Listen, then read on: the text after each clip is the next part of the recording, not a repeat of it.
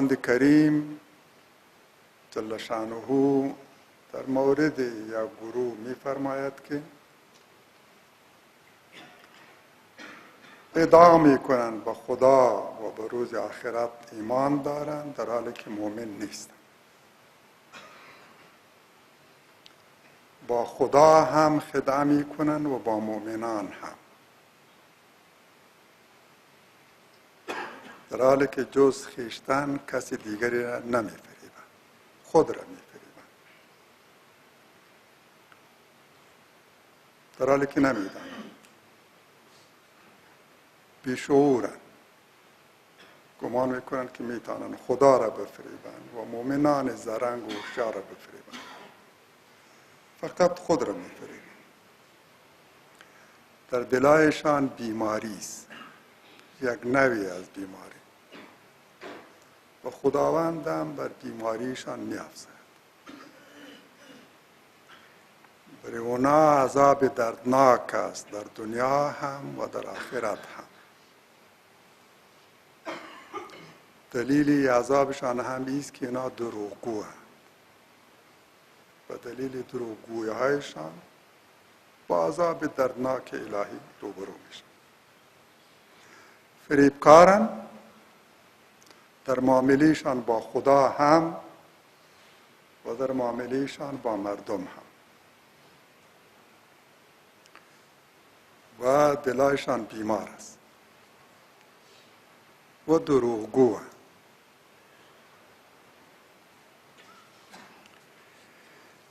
ما در مورد ایدی از مردم شنیده بودیم که سکولرن، خوانده بودیم و شنیده بودیم، اما در عمل از نزدیک ندیده بودیم. فکر میکردیم که فقط اونا دین و مذهب ندارن، به دین و مذهب خاص پابند نیستن و التزام ندارن. اینا گویا معتقدن که با توجه به دین و مذهب باید بین مردم به تفکیک قائل نباشیم و تعصب نکنیم. ما در مورد همه افرادی که به هر دین و مذهبن دیدگاه یکسان داریم و در موردشان تعصب نمی کنیم. از حقوق انسانیشان اونا را محروم نمی سازیم.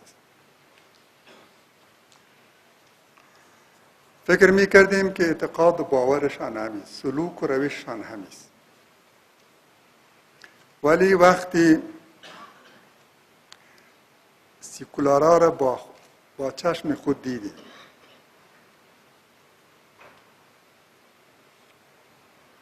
از نزدیک فهمیدیم که سکولر یعنی چی. یعنی کسی که نه تنها به دین و مذهب خاص باور و اعتقاد و التزام نداره، بلکه هیچ چیز مقدسی در زندگی خود نداره، به هیچ چیز مقدسی باور نداره، به هیچ ارزش معنوی و اجتماعی، هیچ قانون، هیچ معیار و ملاکی در تفکیک خوب از بد با عرف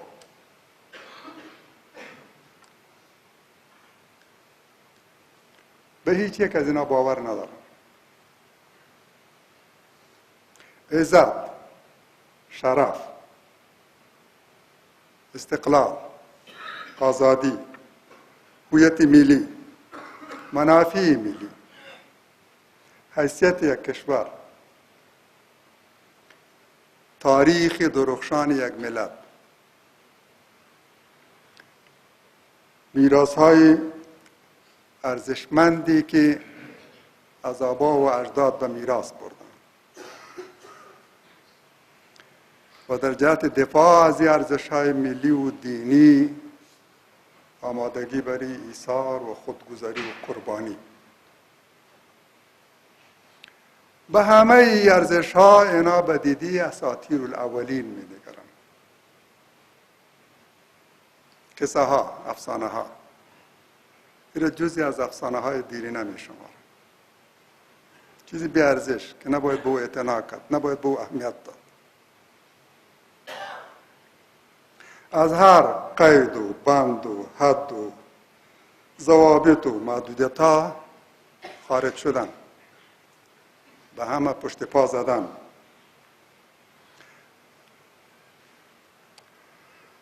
همه دیوارها را فرو ریختن، همه حدود و ضوابط را پامال کردن، همه قوانین فطری را زیر پا گذاشتن، شکستن.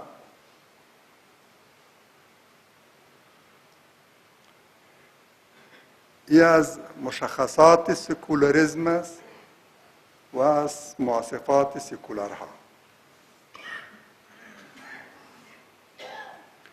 اینا به هیچ قانونی، چه شرعی و چه وضعی، التزام و احترامی نداره.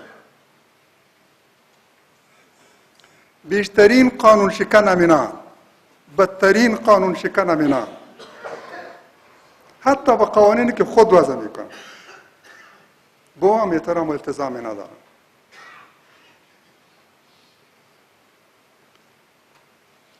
اگر التزامی هم دارن فقط زمانی که از محاسبه میترسن،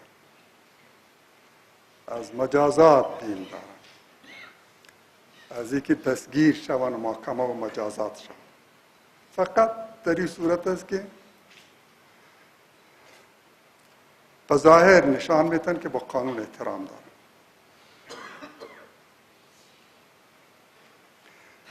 به هیچ چیزی به عنوان حلال و حرام نمی نگرن. یکسان است. حلال و حرام نزد ما یکسان است. اخلاق ندارن. از نظر اونا اخلاق یک پدیده کونه و فرسوده است، متعلق به اقوام عقب مانده، ملت‌های عقب مانده. چیزی را اونا به نام اخلاق نمیشناسن. به هیچ چیزی به عنوان گناه و حرام نمی نگرن.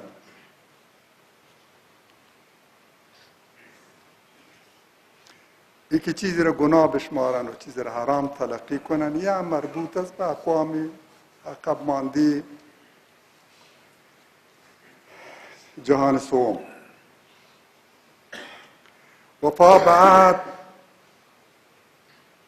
صداقت در همراهی و رفاقت،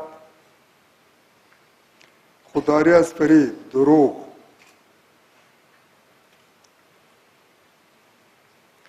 و عدم تلاش برای که رفیق و همسنگر و همراه خود را نفریب. از این اجتناب کند. از اعتماد و صداقت او سوء استفاده نکند. همه کارها از نظر اونا سادگی است. یک انسان کودن گویا به این چیزا ارزش میده و التزام میداشته. عدم احترام و اعتنا به اینا نشانی زیرکی است، هوشیاری. هر قدر بتانی کسی را بفریبی و از صداقت و اعتمادش سوء استفاده کنی، هوشیاری، زیرکی، صاحب فراستی. این هنر است، این کمال است.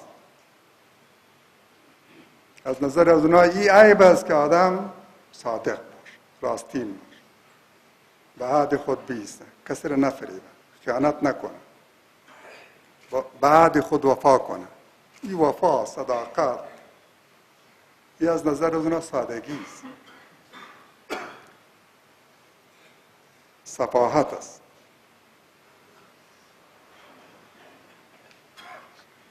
هر قدری که توانی مردم را بفریبی، هنرمندی، زیرکی، هوشیاری.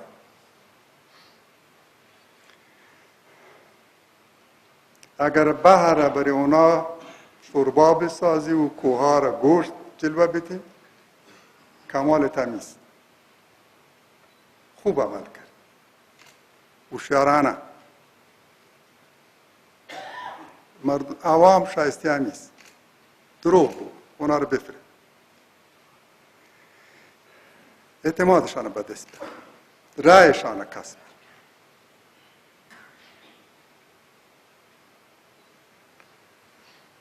در حالی که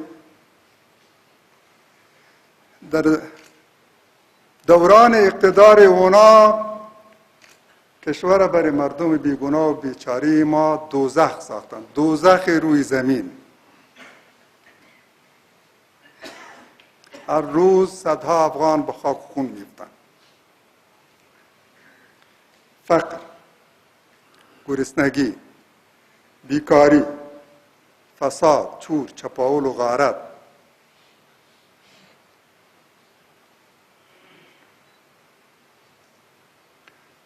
تحت سلطه اونا افغانستان مظلوم به حالت افتاده که مثال در همه روی زمین نداره. ما کشور شبیه به افغانستان تحت سلطه سکولارها را نداریم در همه دنیا. ولی اینا با همه واقعیت‌های دردناک، با دیده درایی و وقاحت میگویند که کمی دیگه به ما فرصت بدین که از افغانستان یک سوئیس دوم بسازیم، سوئیس آسیا، بهشت روی زمین. سکولارها نه به دموکراسی باور دارن و نه به مردم سالاری.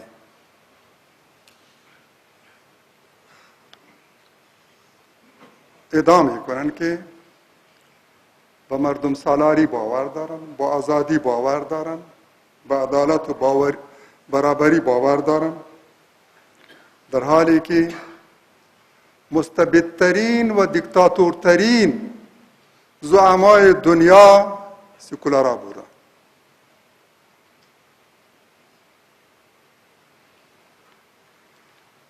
به دست همین سکولارا بیشترین خون مردم بیگناه ریخته شده. بیش از هر کس دیگری خونینترین جنگ ها را اینا باعث شدن، اینا قیادت کردن، اینا رهبری کردن. دموکرات ها و سکولارای اروپا و امریکا در یک قرن، در 100 سال گذشته بیش از 100 میلیون انسان کشتن. بیش از 100 میلیون انسان در جنگ جهانی دوم، در جنگ جهانی اول، در سایر جنگ ها. تمامی کسایی که جنگ ها را رهبری کردن سکولار بودن، دموکرات بودن.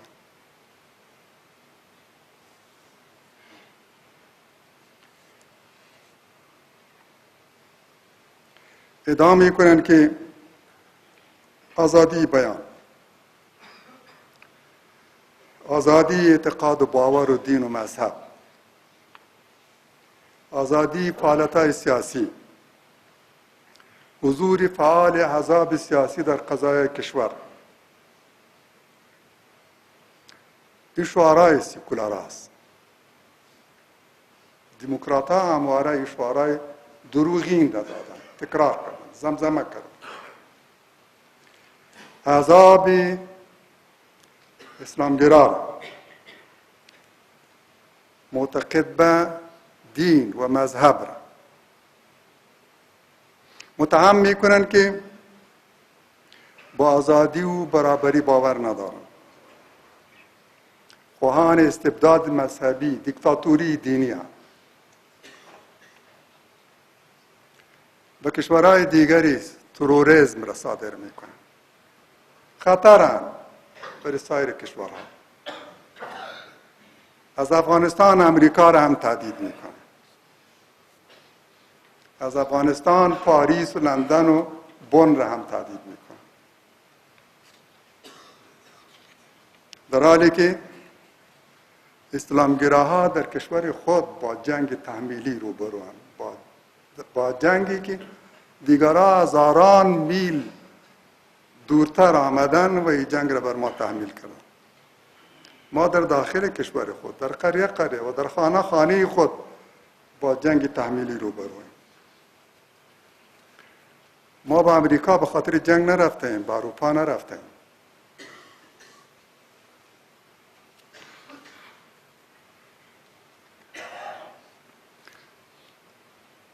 مجاهدین در دوران جهاد سیک و هندو را نکشتن.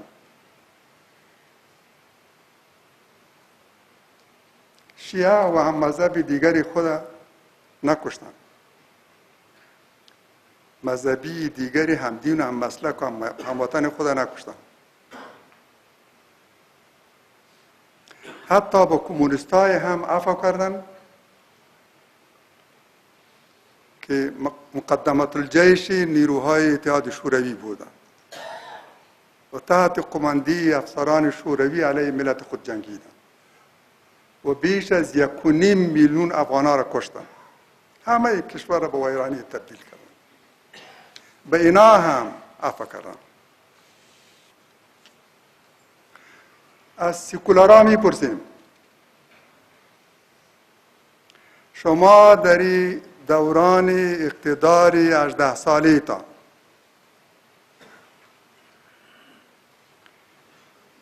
علاوه بر کسانی که در این جنگ کشته شدند که تعدادشان به بیش از 600,000 نفر میرسد، چه تعداد افغان‌ها در شهرها و مناطق تحت تسلط شما ترور شدند، کشته شدند؟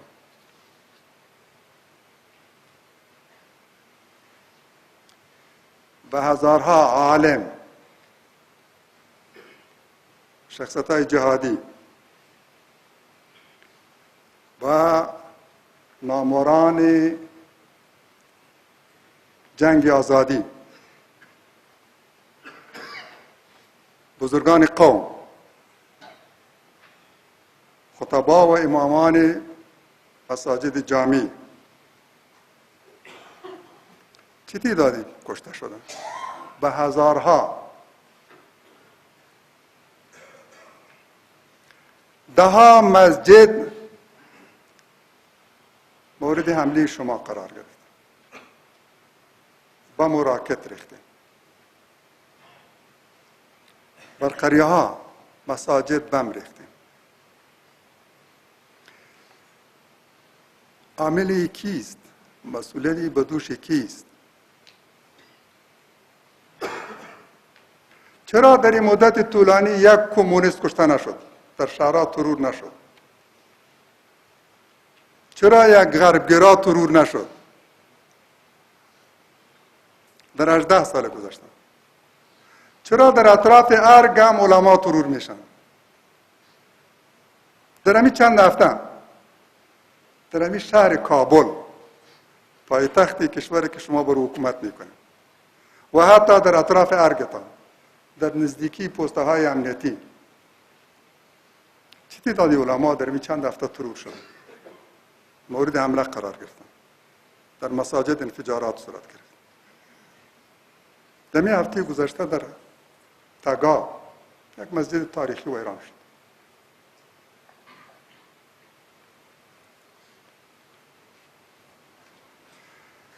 کمونیست‌ها و غربگراها مسئولند،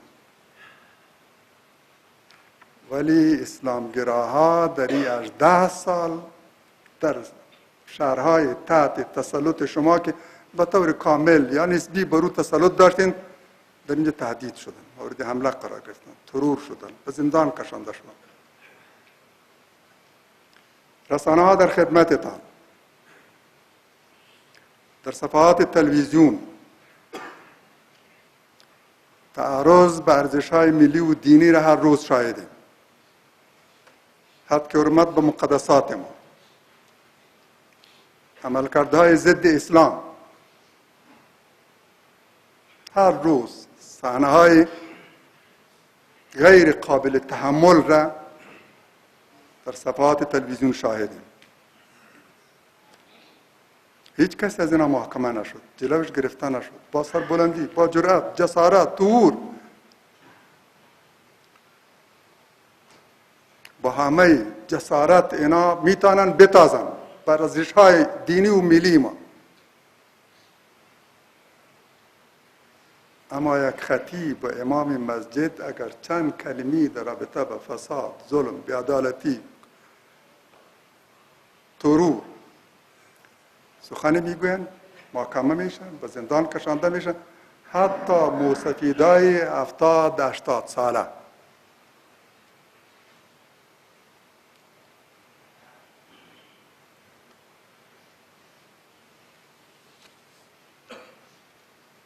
و ما بگوین که مسئولیتی به دوش کیست؟ سکولاریزم یعنی همین؟ دموکراسی یعنی همین؟